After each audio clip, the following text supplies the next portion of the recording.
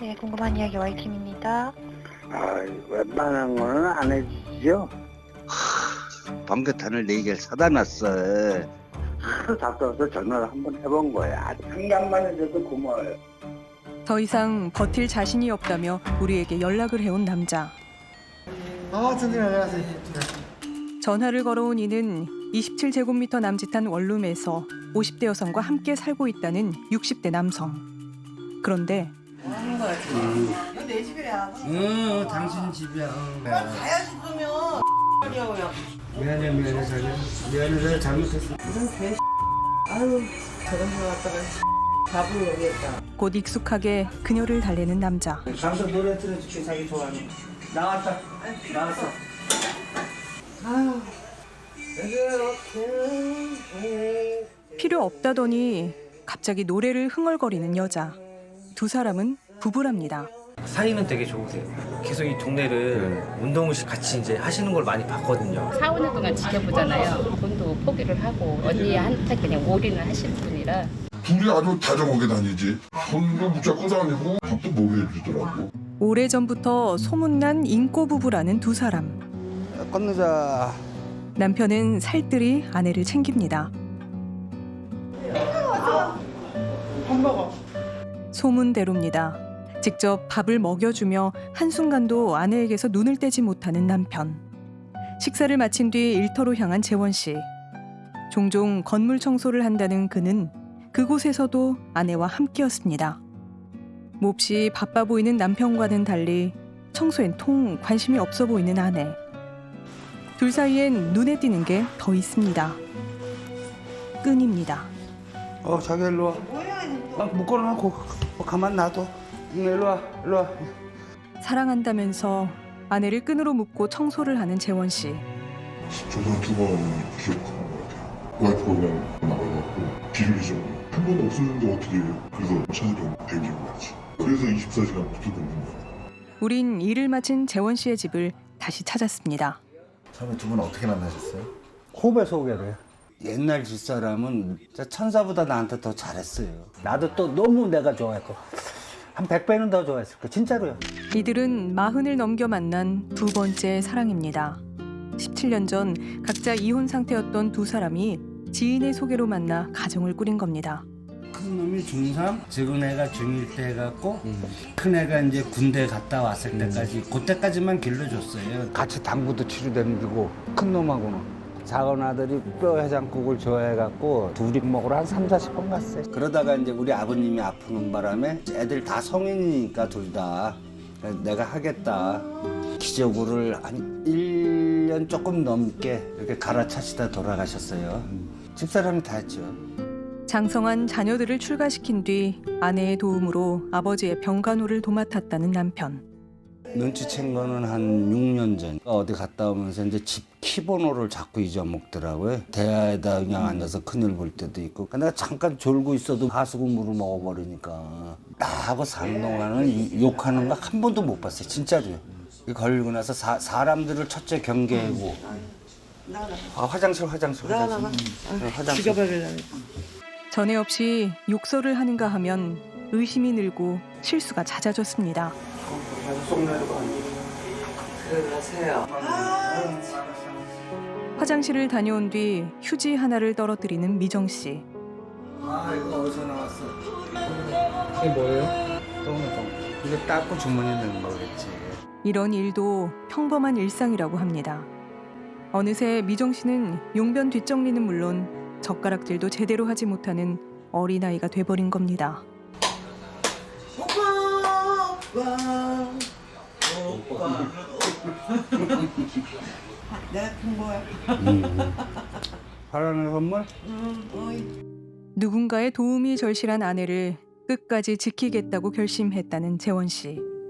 매 끼니마다 밥을 챙기고 험한 말도 묵묵히 받아주는 보호자이자 화풀이 대상이 된 남편.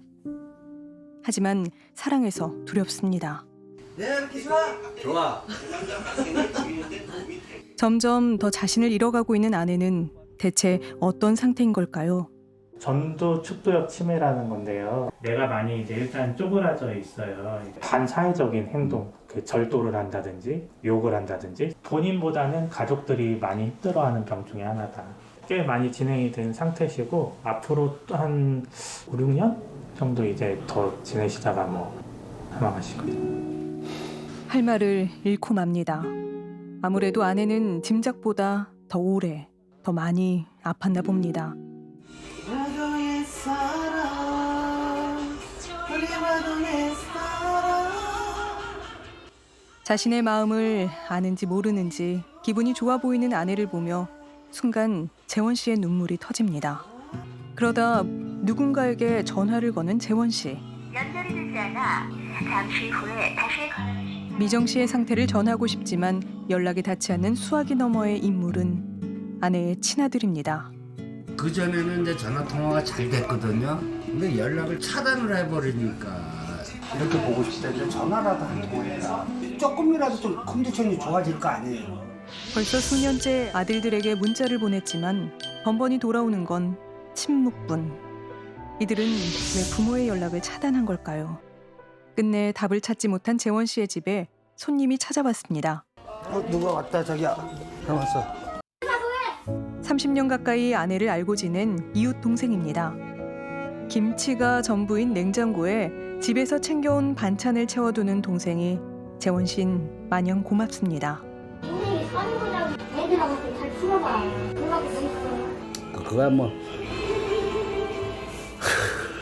언니의 상태는 점점 나빠지는데 혼자 감당하려고만 하는 형부가 그저 안타까운 지인. 형부가 아무렇잖아요. 진짜 농담 반 진담 반으로. 아 버려. 한식은 안 했잖아. 그럼 새끼들 찾을 거 아니야 경찰서에서. 재원 씨와 미정 씨는 혼인 신고를 하지 않은 사실혼 관계입니다. 6년째 변함없이 아내를 지키는 남편은 왜 다른 방법을 찾지 않는 걸까? 진짜 내 가슴 찢어지는 거 모를 거예요. 그거. 만난 지 한 20년 됐잖아요. 그래서 저는 못 버립니다. 내 마음으로서 사랑을 했던 여자니까 난 못하죠. 그녀를 꼭 지킨다는 재원 씨. 하지만 치매를 겪는 아내를 돌보던 80대 남편이 50대 아들이 함께 숨진 채 발견됐습니다. 우리는 종종 치매 환자를 둔 가족에 관한 비극을 듣습니다. 하루 24시간 아내를 홀로 두고선 일을 할 수 없고 생계를 꾸릴 수 없고 그럼에도 아내를 포기할 수 없는 재원 씨 역시 위태로워 보입니다. 그에게도 누군가의 도움이 필요합니다. 지키기 위해선 지치지 않아야 하기 때문입니다. 다음 날 그동안 치매 요양 등급을 받지 못해 아무 복지 혜택도 받지 못했던 재원 씨가 우리와 주민센터를 찾았습니다. 그런데 뭔가 문제가 생겼나 봅니다. 그걸 잊어먹었어요. 미정 씨의 주민등록이 말소돼 있다는 겁니다. 아내의 주민번호를 모르는 재원 씨는 난감하기만 합니다. 저 사람 아들이 둘이 있는데 아들 전화번호를 줄 테니까. 그렇게도 저희는 확인이 어려워요. 직계 가족인 아내 자녀들의 도움이 꼭 필요한 상황. 우린 미정 씨를 지켜야 하는 재원 씨를 대신해 아들을 직접 만나 그간의 사정을 들어보기로 했습니다. 계세요? 네, 안녕하세요. 여기 혹시 시댁 맞나요? 네, 무슨 일이세요? 굳게 닫힌 문 너머에서 응답해온 미정 씨의 둘째 아들. 아드님들하고 좀 엄마를 좀 만나게 해주고 싶어 하시더라고요. 저희 그 사람들이랑 안정이 안 하니까 그냥 가주세요. 왜 그런지만이라도. 그 사람들이 먼저 저희 버린 거예요. 부부가 남편 재원 씨 아버지를 병간호했던 그때 사정을 제대로 듣지 못했던 형제는 방임을 당했다고 여겼다는 겁니다. 저는 그 사람들 다시 보고 싶지 않으니까 그냥 이제 연락한다고 해도 그냥 연락하지 말아달라고 하세요. 첫째 아들과도 어렵게 전화 통화를 할 수 있었습니다. 저희 어머니도 진짜 좋아해요. 내가 나가서 열심히 돈 벌 테니까 나랑 같이 살자. 근데 제 친권도 친아빠한테 넘겼어요. 같이 살고 싶지 않다고. 병가 말씀해 주실 때 저는 지금도 사실 눈물이 나요. 저희 어머니만 잘 되면 되거든요. 혹시 근데 보고 싶은 마음은 있으신 거예요? 근데 그거는 좀 힘들 것 같아요. 진짜 무너질 것 같아가지고. 우린 이제야 겨우 제 삶을 찾았다며 엄마를 다시 볼 자신이 없다는 자녀들의 뜻을 재원 씨에게 전했습니다. 분이 먼저 아버님 쪽으로 가셨을 때 있잖아요. 예. 그때 좀 버려졌다는 생각을 많이 하더라고요. 서운했겠죠. 그럼요. 버림받았다고 생각할 수도 있겠다.